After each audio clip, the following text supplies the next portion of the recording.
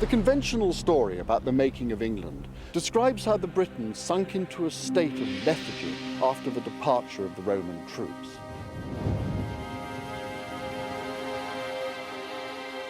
They were only revived by a massive infusion of Anglo-Saxon blood from the other side of the North Sea. These robust tribesmen arrived in boats along the eastern shores of Britain.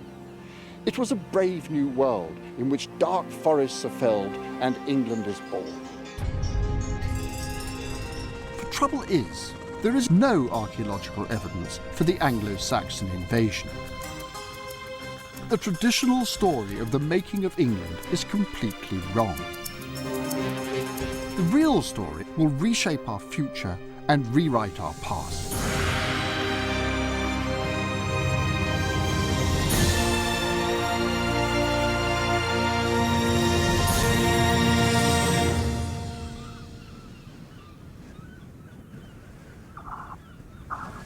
As an island people, we Brits have been obsessed with the idea of invasion. And the story of the arrival of the Anglo-Saxons has long been accepted as a part of our history.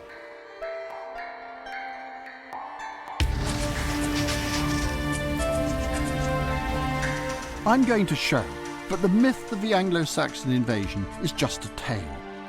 Leading-edge archaeology is beginning to re-examine the dramatic changes that took place in this country in the centuries after the Roman troops departed.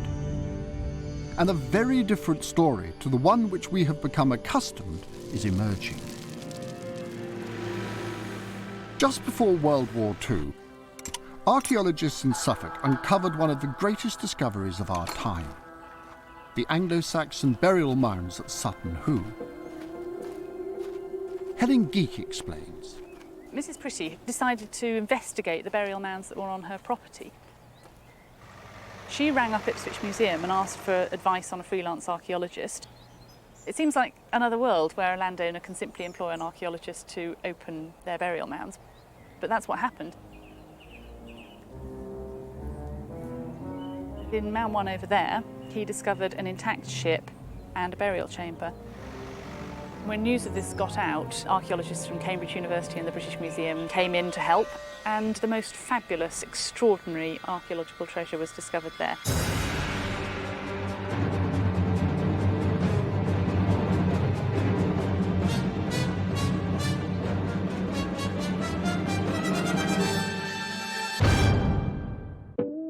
Excavations revealed the burial chamber of a person in a wooden ship. He was accompanied by a wealth of fabulous objects. This was the grave of a very rich man. Helmets are incredibly rare. Special headgear seems to be appropriate for a king, as it still is today. He's got other things like the strange whetstone that's made into a sceptre. It's got polish in the middle where your hand could have held it, and a little cup which could sit on your knee, so you can hold your sceptre like a modern king. Some people see a very strong Swedish influence. Some people see a very strong classical Byzantine influence. And other people say that he's got a bit of everything. He's trying out a lot of different methods of making us see that he's an important ruler of the East Angles. By the 7th century, parts of Britain had become a series of politically powerful kingdoms, later to be known as England. Do you suppose a boatload of Anglo-Saxon royal family came sailing up the Deben and thought, whoopee, this is the place for me, got off the boat and set up their kingdom here? The origin myths that we have recorded by people like Bede do seem to indicate that in the 5th century boatloads of royalty did row up and think, well, I will create my kingdom here. But we just don't have any archaeological evidence to back that up at all. What seems much more likely is that by some process of internal social development, kings arose at some point in the late 6th century and then decided to kind of create this origin myth to explain where they'd come from. Probably they'd just murdered and fought their way to the top, but they wanted to say that they'd always been royal. In fact, they're descended from the gods, you know. Sutton Hoo is the most elaborate of a number of rich Anglo-Saxon burials over the south and east of Britain. Archaeologists are divided about where these powerful new leaders came from. Heinrich Harker favours the idea they were invaders. Until Sutton Hoo was found, Taplow was the richest Anglo-Saxon grave in England. These big Anglo-Saxon burials of the 7th century were very often located on the tops of ridges, taking up a dominant position in the landscape demonstrates who you are, who your family was. Heinrich Harker believes an invasion is the best way of explaining the changes in culture that took place after the Romans left. Why do we have to have migrations? It's very difficult to prove that people came here in large numbers from abroad. Francis, I believe you can demonstrate that this is still, given the evidence, the best possible explanation. Your argument is we do not need migrations to explain culture change. This is essentially the underlying argument. Yes. I agree with that. And actually, if at the moment you look to Russia, post-Soviet Russia, you see a huge culture change, but it is not brought in by immigrant Westerners. Exactly. It is marketed there. Of course, you can say there is no proof that they came here, and I accept that. We cannot trace them across the North Sea, but it is still the best explanation. Heinrich, I'd love to agree with you, only I can't see any outsiders would have come here without there being one hell of a fight. And there is no evidence for a struggle. If people move on to my land, I'm not happy about that. If you're there, you are not.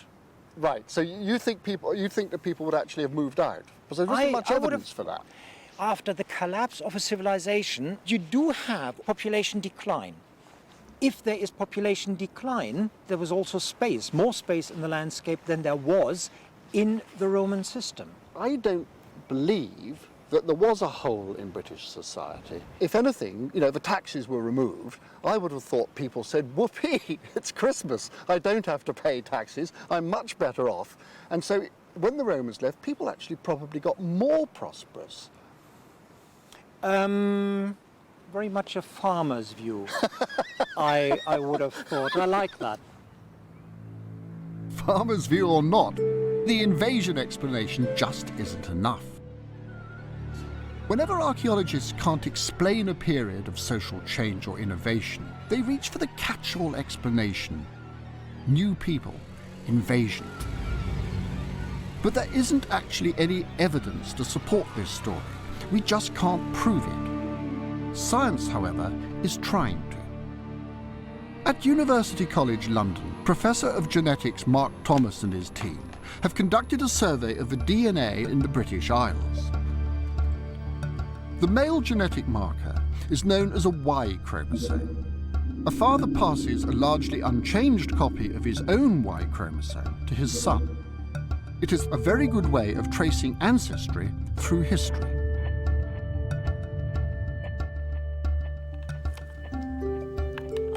By comparing Y chromosome information from different populations, Mark has tried to establish how closely the populations are related.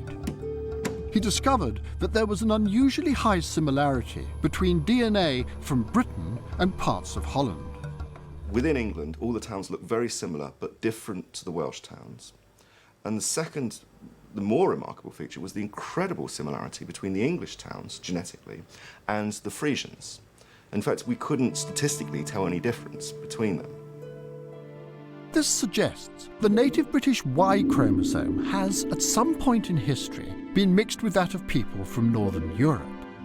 Complex statistics were used to work out when this genetic mix might have happened. We conclude we would need the mass migration in the last 2,500 years that was 100% replacement, or if it was less, it would have to have been more recently. And if we assume that that mass migration was the Anglo-Saxon mass migration, then we estimate that that replacement must have been between 50 and 100%. The sheer completeness of this population change really does conflict with the archaeological evidence. 3 million people shoved out. Well, they don't show that. Now, we can't say anything about what the process was. As I said, that could be push-in, or it could be slaughtering, or it could be something much more benign, like just economic differences between the different populations, and over time a gradual replacement. We can't really say how it happened. But another team of geneticists in the same department of Mark have conducted a similar survey and come up with very different results.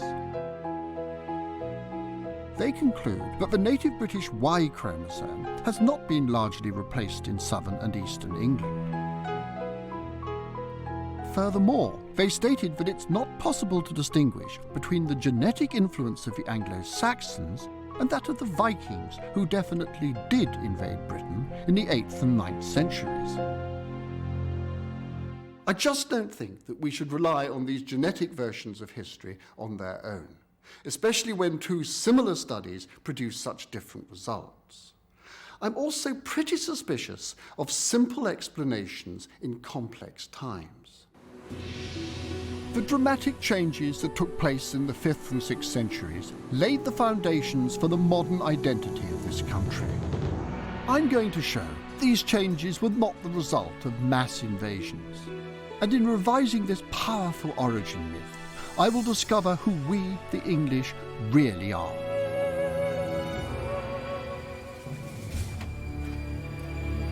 On the south coast of Hampshire, at the entrance to a natural harbour, is one of the best preserved Roman buildings in Britain. This is Portchester Castle. It's one of a series of coastal forts built by the Romans in the 3rd and 4th centuries. They're known as Saxon shore forts because it's still widely accepted that they were constructed to keep out marauding Anglo-Saxon bands from the other side of the Channel. But in actual fact, they may have been used for a very different purpose. In total, 11 shore forts skirt the southern and eastern coast. From Portchester in the south, around the coast, these shore forts have been taken as an imposing reminder of the Anglo-Saxon threat, all the way up to Brancaster in Norfolk. One of the most easterly of these forts, Burial Castle, still commands the landscape.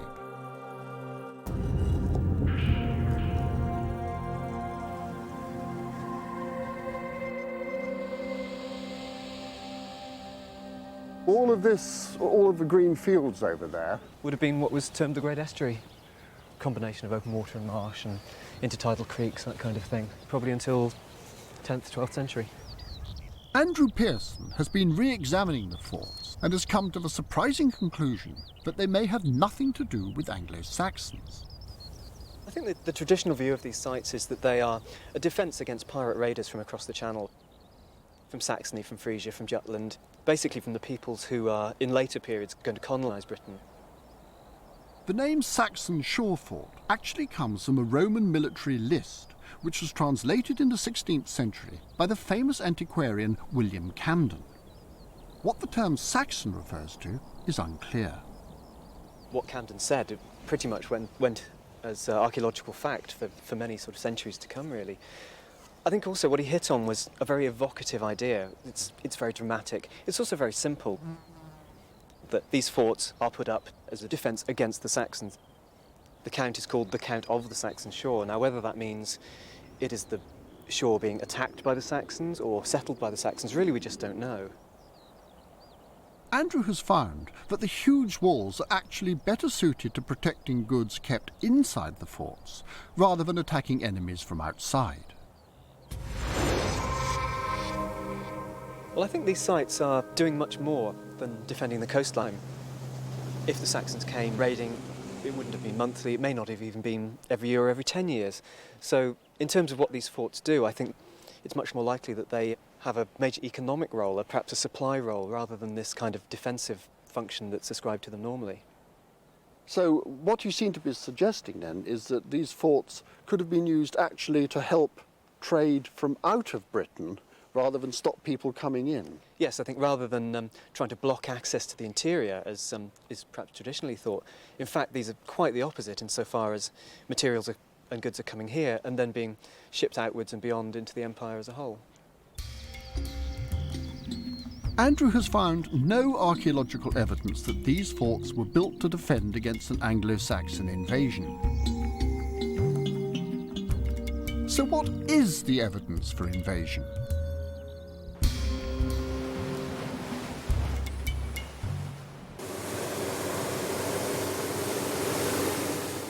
The Yorkshire Wolds are the last of a series of chalk downlands which spread east across Britain. And it's here that Anglo-Saxon invaders are supposed to have settled 1,500 years ago. In these fields, one of the most extraordinary archaeological investigations is being carried out. 30 years ago, archaeologist Dominic Powsland was asked to excavate some 5th century burials that had turned up in a quarry site near the village of West Heslerton. Dominic has conducted one of the largest archaeological surveys in the world here, scrutinising every inch of the landscape for traces of its ancient past. Such a comprehensive survey should confirm the conventional view of the 5th and 6th centuries as a time when invaders took over. Except it didn't. This is a tremendous settlement that may be as early as the Bronze Age. Dominic discovered the remains of miles of farms and villages. The settlement began life 4,000 years ago and continued through to the 8th century, spanning the crucial Anglo-Saxon invasion period.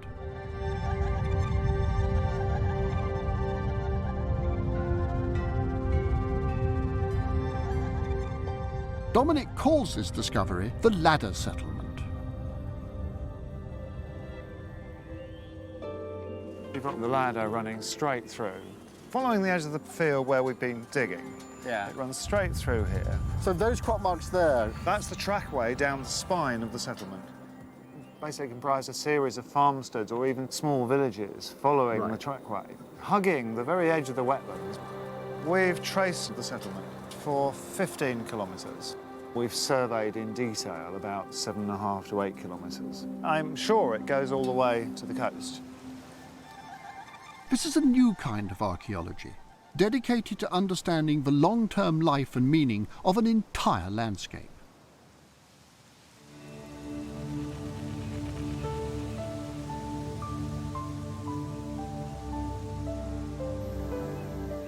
I've had a team out there walking from dawn till dusk for 3 years, and the results are absolutely staggering.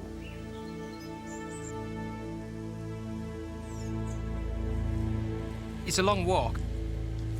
I have walked personally further than from Land's End to John O'Groats. I mean, and that's just in these little fields up and down here. This is a fluxgate gradiometer, which measures minute variations in magnetic signal under the soil. Imagine this field was untouched by human hand, and someone comes along and digs a ditch across it. And then that ditch fills in with various forms of material. Stubble getting into the ditch. Then it all gets filled in again and it looks like this, you can't see the ditch. When we come along, we walk over it and we read the signal. So we'll get 0 all around it. Then suddenly it'll go up 1, 2, 3, 4, 2, 3, 1, 0, 0, 0. Yeah. And we just walk backwards and forwards across that and build up this picture as we go. The gradiometer picks up soil disturbances which were made hundreds, even thousands of years ago. How much more have you got to do you reckon? Too much. We're over halfway there. Having said that, where's the end? Printed out, this is what the geophysics looks like. That must be the biggest geophysical survey in the country, isn't it? I believe it's now the biggest in the world. Good grief. This mass of evidence, Dominic, surely tells us a different story about population in the area, doesn't it? Yeah, it must mean we've got a high population. The idea that there's hardly anybody living here is completely unsustainable. We end up with the same sort of density of settlement as we would have had 100 years ago.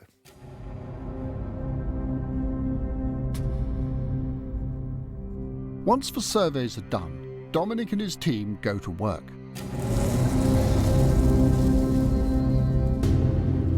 "4,000 years of history lie beneath the soil, just waiting to be uncovered. We're just coming out from the foot of the wold. Runs, in fact, quite steeply down to the wetland. and the main area of occupation throughout later prehistory. The geology of this part of the country is unique. A thick layer of wind-blown sand protects ancient remains, which in other areas of Britain the modern plough has destroyed.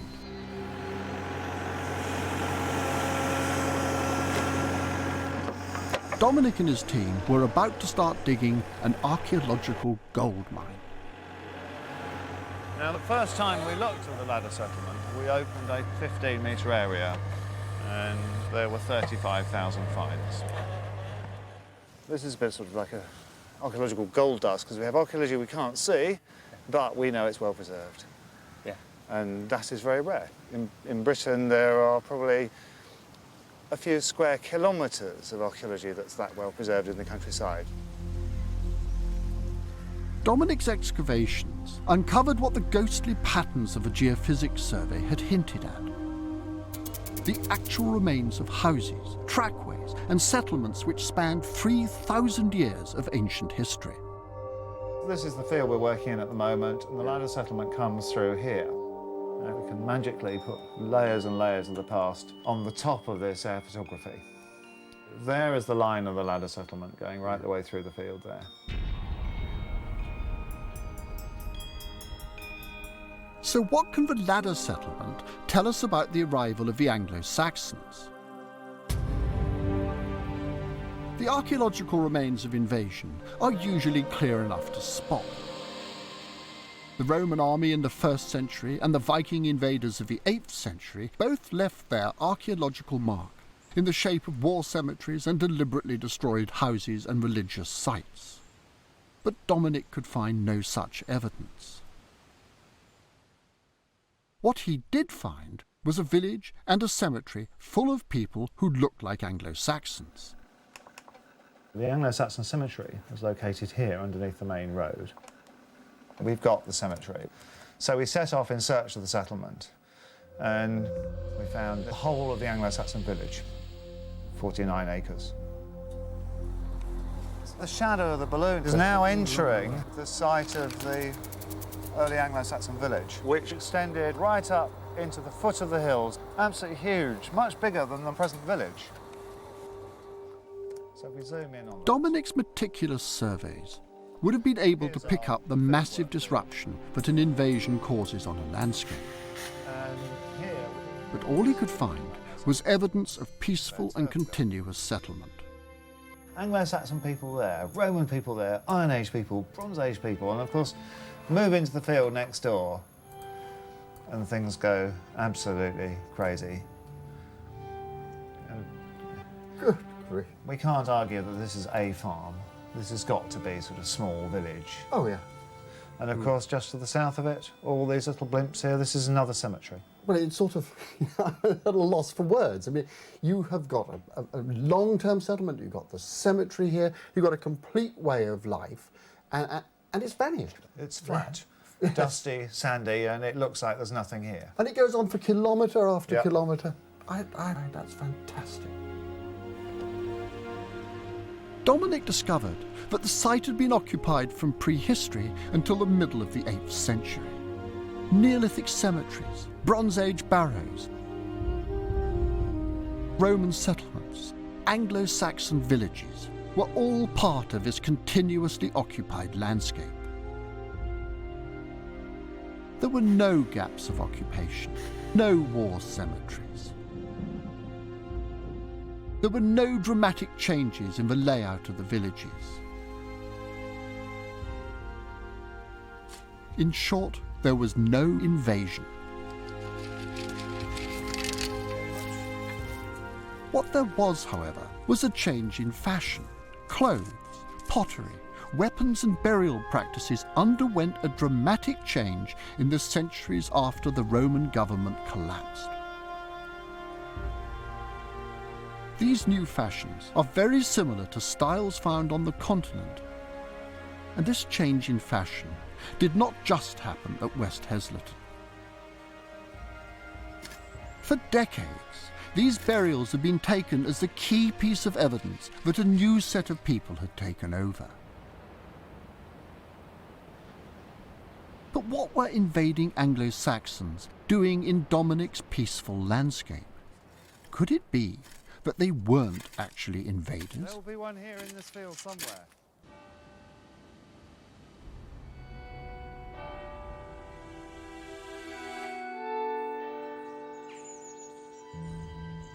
Dominic gave some of the skeletons from his Anglo-Saxon cemetery to Paul Budd at Durham University.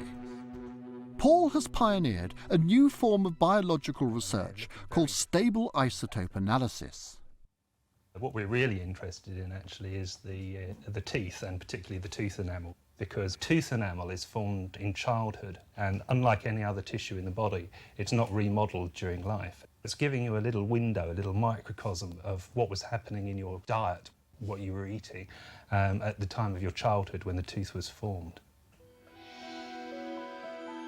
Paul has discovered that tooth enamel has within it materials specific to the person's location of birth.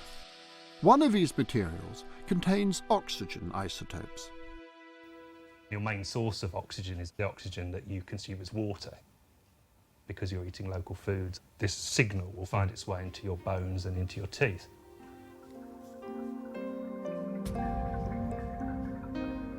By measuring the oxygen isotopes in a person's tooth enamel, Paul is able to tell what climate and in what part of the world they were born. This is a technique which offers the opportunity of identifying first-generation immigrants specifically, because you can look at people who you are going to see, people who grew up somewhere different. Paul successfully analysed 24 of the bodies from Dominic's cemetery, and a few of these were indeed foreigners, but the other results were surprising. The things that we expected that we might see would be some continental immigrants at West Heatherton. And in fact, we did see 4 individuals from the site who have drinking water which you can't really find in the UK. So were these rich, swaggering warrior-type people? No, the interesting thing about those 4 is that they're all females. They're very poorly furnished graves. And in fact, they're the only 4 females that essentially don't have any dress fittings at all.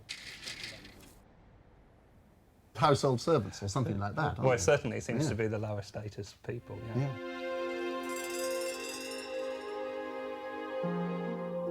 The most likely candidate is going to be sort of Scandinavia, Norwegian sort of coast up here, or possibly Sweden over here. Right. What about the remainder of the population? Presumably they were all Yorkshiremen, were they? Well, you would think so. But the surprises didn't stop there. We did indeed find that about roughly sort of half the sample did look like they were sort of local to West Heatherton. And then we had another half of the population who are associated with the western side of the country. Early East Yorkshire seems to be occupied by a large proportion of Cumbrians, as far as I can tell.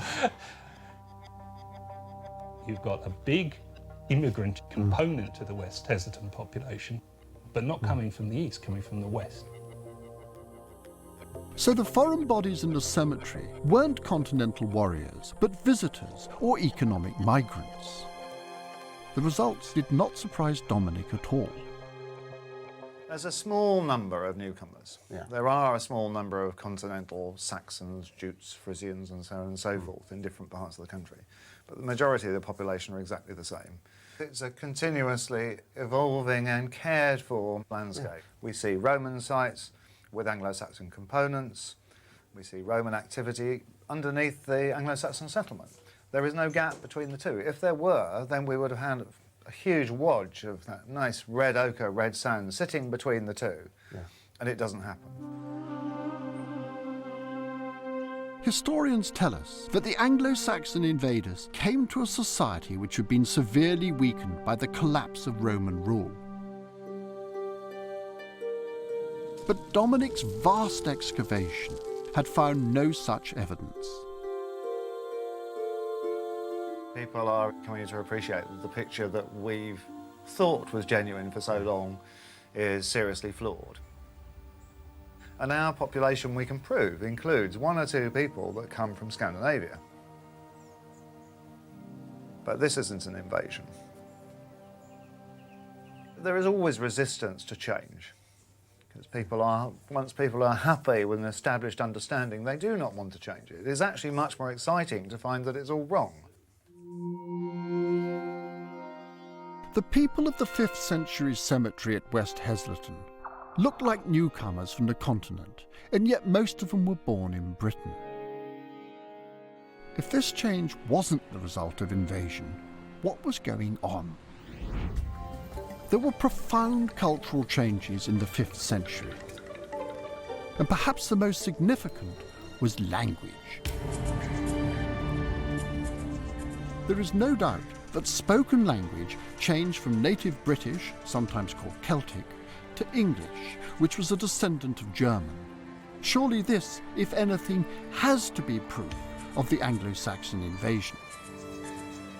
Modern linguistics, however, are beginning to question this assumption. Katie Lowe has been looking at the traces of native British grammar in modern English. It's come down to us that we simply know as a fact that the Celtic languages just didn't really affect modern English. And I think that basically stopped people looking. They just thought, well, there simply can't be any influence at all. But linguists have discovered a hidden code in our language structure, which shows a strong influence from the Britons. If you're a Celt and you're trying to learn Old English, just like any second language acquisition, you're going to make mistakes. I mean, if you go to France today, you're bound to make mistakes which really show structure from your own language. So, for example, you might make mistakes in syntax, you might make mistakes in vocabulary. Of course, your accent will be very strange as well. And it's thought that perhaps some of the Celtic structure of the language affected English. In the process of learning English, the native Britons retained the structure of their own languages, and these ancient patterns are still visible in the grammatical structure of modern English. Old English was really rather like German in structure, and the way you constructed a sentence was based largely on endings that indicated what a word was doing within a sentence. Nowadays, word order is all important. If I say the cat chased the man, it does not mean the same as the other way round. In German, word endings and not word order would have told us who was chasing whom. So why did the English language undergo this strange mutation? We've shifted to a different kind of word order within a sentence. Where's that come from? Because it doesn't seem to have happened quite so much within any of the other Germanic languages. Recent research has shown that the Celtic languages had a part to play in this. There has to be contact. There has to be contact over generations, and there's no other way of doing it. The rise of English in these islands came not from a tidal wave of invaders, but from a prolonged period of contact, during which the native Britons chose to adopt a new way of speaking.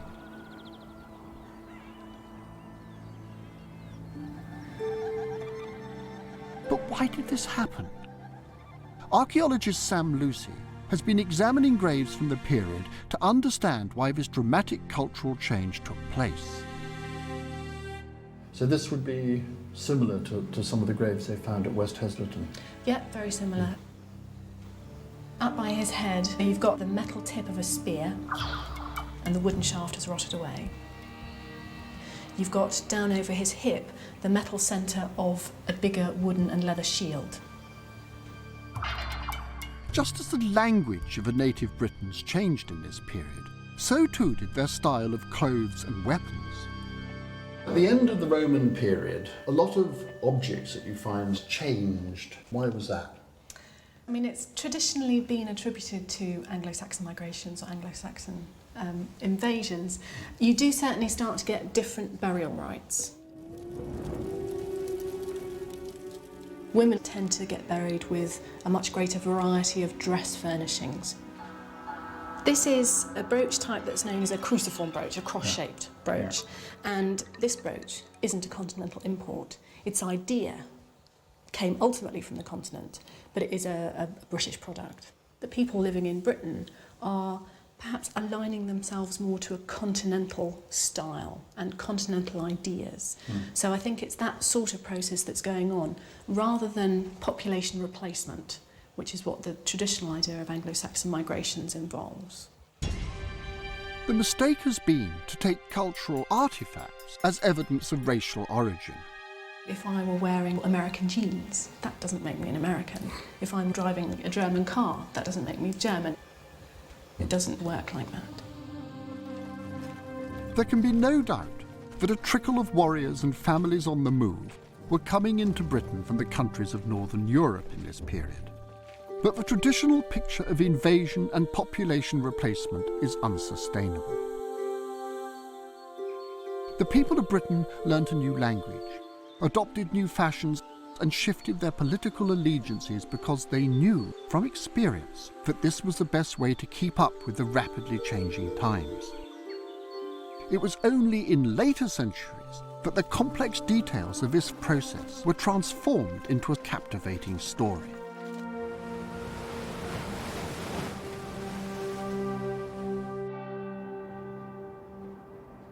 History books can be dangerous things, especially when they're brilliantly written. In 731, a Tyneside monk named the Venerable Bede finished his ecclesiastical history of the English people, which still forms the basis of modern history lessons. But Bede, like all historians, had his own particular axe to grind. According to Bede, the origins of the church in England lie in 6th century Rome, where Pope Gregory the Great spotted some beautiful fair-haired slaves for sale. Upon being told that they were Angles from the pagan island of Britain, he famously replied that to him they looked more like angels. According to Bede, Gregory immediately makes arrangements for St. Augustine to sail to Britain and convert these heathen creatures to Christianity. To make Augustine's mission more significant than it actually was, Bede portrays Britain as a country populated by heathen unbelievers. He calls these pagans the Anglo-Saxons and describes their conversion as a glorious achievement. In creating this story, Bede gives the church a fresh start in Britain. The newly converted Anglo-Saxon English are depicted as proper Christians, unconnected to the murky Celtic Christianity of the native Britons. Bede is writing this story 200, 300 years after it happened, so he's trying to present it as a coherent process. Therefore, it's in his interest to make things tidier and more organised, perhaps, than they really were. In fact, Christianity is big by the late Roman period. Augustine arrives in the end of the 6th century. He's already stepping into a country that knew all about Christianity. And when Augustine arrives, by invitation, he finds an island where there are already Christians and bishops and organised church life exists in parts of the island. So there are different streams of Christianity. The conventional wisdom would have it that the Anglo-Saxons brought with them paganism from abroad, and that Christianity wasn't introduced to England until 597 when St. Augustine arrived in Canterbury. What do you say to that? I don't believe a word of it. The British Church survived intact, and it was flourishing. The missionaries thought they were coming to barbarian Ruritania. And when they got here, here was a church with its own traditions intact from antiquity. Men who knew how to operate 10 different computational cycles for the reckoning of Easter. They could write classier prose and verse than the Roman missionaries were capable of. So the Roman missionaries found intact a church completely self-possessed. They were so dumbfounded by this that they just blanked it out. They pretended that it had never existed. They pretended that it didn't exist. In order to gloss over the messy origins of English Christianity, Bede invented a new race of people, the Anglo-Saxons, who came to be known as the English. Bede has an agenda to present the Anglo-Saxons as a coherent body of people, and they're predestined to inherit southern Britain. Rather like the children of Israel inherit the Holy Land, and they inherit it from the British, according to Bede, because the British are unfit to live here. So the English are a chosen people.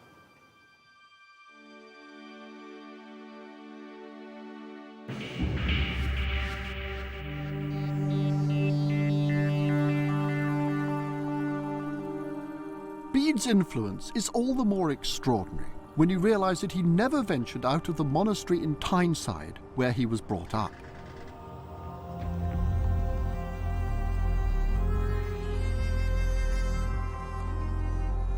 We know that Bede had particular reasons for writing his history. One of them was really to create a sense of the English. In doing so, he gave us an origin myth.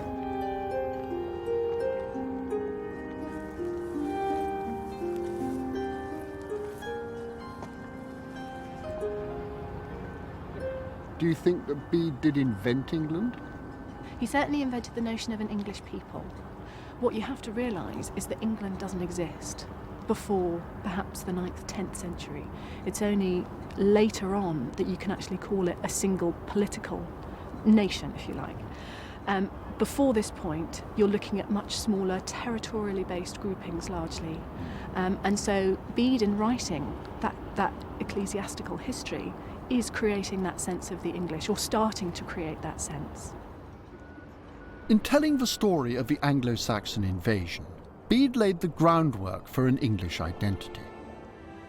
But I don't believe this version represents who we are as a nation. My journey into the story of Britain AD has uncovered a very different picture of the people of this island. So who are we really?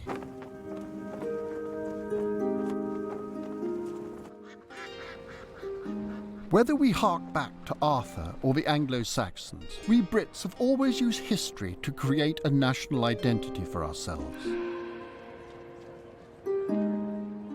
The trouble is, these are identities based on a wholly imagined past, so we end up not knowing who we really are. Go to the heart of our democracy, and you see what I mean.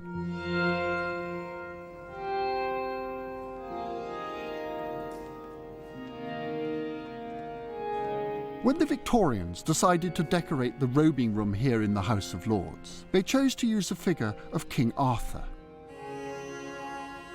The Victorians had revived the Anglo-Saxon invasion myth with vigour.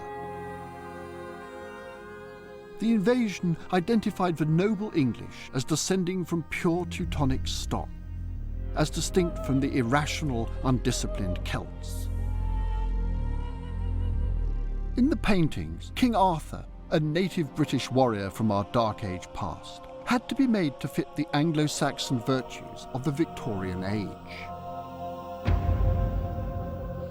The result was a ludicrous conflation of two very separate aspects of our national identity. British identity just wasn't that simple.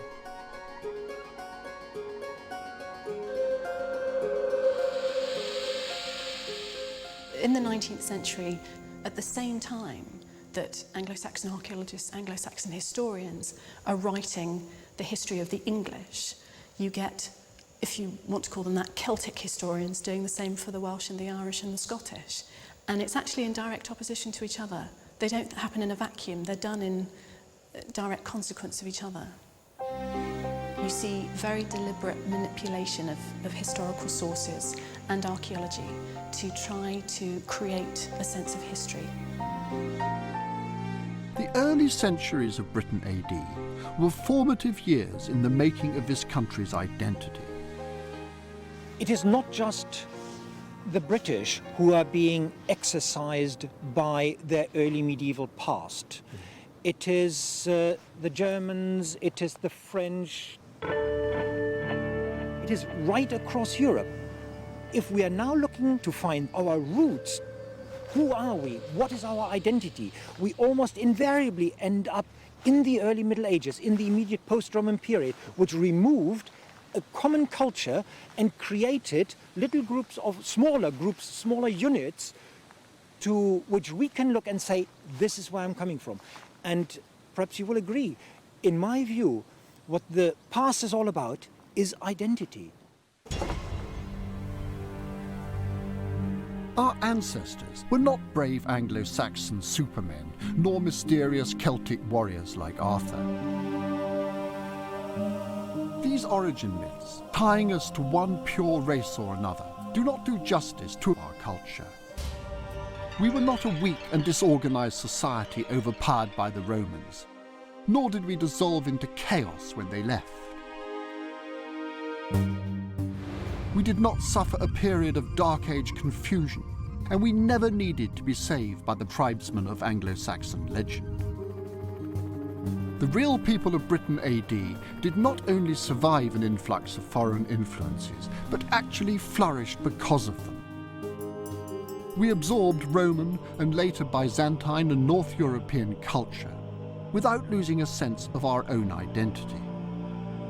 It is this ability to absorb and adapt, this creative plagiarism, which has always been at the heart of British identity. And this diversity is not just a feature of our distant past. It's a trait that can still be seen in every aspect of our life. Even our food. Robin Cook, former British Foreign Secretary, famously selected chicken tikka masala as Britain's national dish. I believe that our national identity itself is a result of a blending of an enormous number of different inputs over the centuries, of different ethnic groups who've come here and settled here, become not so much absorbed, but have made their contribution, become part of the resultant mix, what we now recognize as our own national identity. And I think actually what makes Britain great, what makes us strong, is not purity, it is diversity. It's all those many different influences that have shaped our language, shaped our history, shaped our culture, and shaped our character.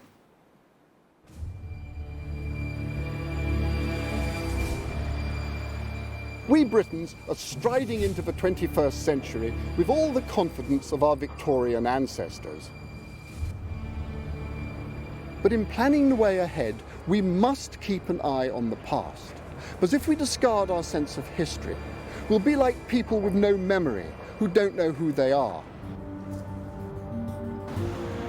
So to find the true origins of Britain AD, I've had to look beyond the headline-grabbing figures, the Romans, King Arthur, and the Anglo-Saxons. And instead, I've turned to the real heroes of these lands, the ordinary Britons in their millions who invented our diverse and resilient culture. One final thought. This could be Indian or China tea, and it says on the packet it was grown in Kenya. Yet despite, or maybe because of these obvious foreign origins, this is still the best known symbol of Britain.